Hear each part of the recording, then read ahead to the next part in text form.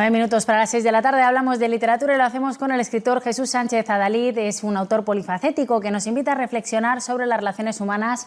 El 15 de marzo salió a la venta su última novela, Una luz en la noche de Roma, un título sugerente. ¿Qué tal? Buenas tardes, Jesús.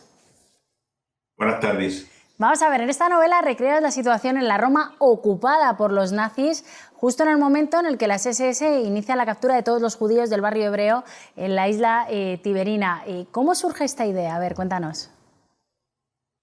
Pues la historia es ahí, pero un poquito antes. Es cuando la caída de Mussolini y todo lo que sucede hasta el momento en el cual las tropas de Hitler entran en Roma. Pero la idea se gesta cuando recibo una carta por parte del hospital de la isla Tiberina y me cuentan que después de haberse abierto el archivo secreto del Vaticano por parte del Papa Francisco, pues hay unos documentos que afectan al hospital y que son muy interesantes. Cuando me pongo a investigar y a recoger los documentos que me envían, pues me quedé estupefacto, porque resulta que en el hospital habían salvado a muchos judíos de la comunidad hebrea de Roma y entre ellos a bastantes niños, ¿no? A través de la invención de una pandemia, el síndrome de K, que los médicos junto con los frailes del hospital pues habían ideado como un artificio para evitar que la Gestapo entrara dentro del hospital. Claro, por lo que te estamos escuchando, la historia está basada en hechos reales, en ese síndrome K para salvar la vida que se inventaron, para salvar la vida de niños. ¿Cómo era esa Roma bajo el dominio nazi? Pues la verdad es que es una época sórdida, difícil, oscura. Por eso la novela se llama Una luz en la noche de Roma, porque yo creo que es el periodo más oscuro de esta ciudad. Los nazis la someten a una dominación bastante cruel, de la cual surgieron episodios muy duros, muy oscuros, como es, por ejemplo, las fosas ardeatinas. Pero por otro lado, la ciudad funcionaba perfectamente. Estaban abiertos los teatros, funcionaba la ópera. En la novela aparecen además las películas que se estaban proyectando de Camerini en esa época y Pagliacci, en fin, las grandes óperas que se habían mantenido en el Teatro Reale durante los años anteriores, pues continúan. Allí estaban los jerarcas fascistas, allí estaban los importantes generales de las tropas de la Wehrmacht, de Hitler, y los restaurantes en pleno funcionamiento. Y por debajo de todo esto, la población sufriendo hambre, carestía de todo tipo, angustia, sin saber cómo se iba a resolver este periodo tan difícil, que finalmente con la liberación de Roma, en el momento en que entran las tropas aliadas, pues parece como de pronto como que se hace la luz y todo cambia. Así acaba el libro, ¿no? Con la liberación de Roma en 1944, cierra toda la experiencia, ¿no?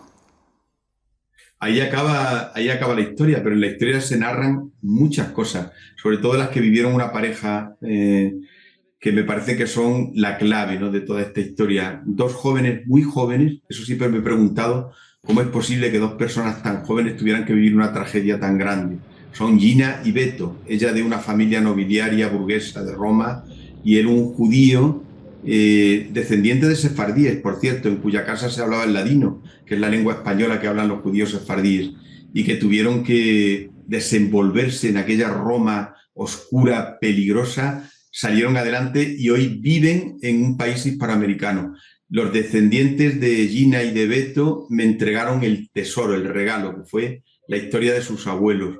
Me la contaron en 5 noches, a las 12 de la noche, día tras día, y a través de ese relato pude yo construir una luz en la noche de Roma.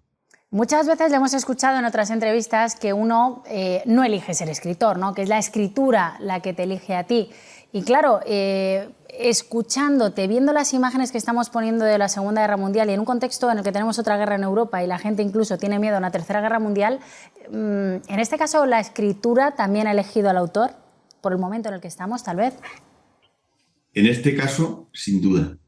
Hay una especie de sinergia o energía misteriosa que parece que te llega a ti cuando menos lo esperas y te lanza, ¿no?, a este mundo desconocido que es la creación, que produce también mucho sufrimiento, muchas horas de pensar, como si un viaje iniciático en el cual tienes que ir a territorios oscuros para después encontrar luz y poder sacar a la realidad todos esos personajes. La vida del escritor es realmente apasionante y en este caso yo lo he vivido como en ningún otro momento en mi vida. Una luz en la noche de Roma, una novela histórica basada en hechos reales que recomendamos desde aquí. ¿Le ha cambiado como autor, después de escribir la novela, mucho la percepción de lo que pasó en Italia en la Segunda Guerra Mundial? ¿Uno aprende cuando escribe con las novelas, cuando se mete también en la ficción y ficciona un poco? Sin duda. En un primer momento me resistí, esto lo confieso, además en el prólogo de la novela lo cuento, ¿no? Me resistí para viajar hacia ese territorio oscuro de la Segunda Guerra Mundial y Italia, que tampoco conocía mucho de lo que había vivido la historia de ese país en este periodo. Pero después mi apreciación sobre todo esto ha sido, bueno, reveladora.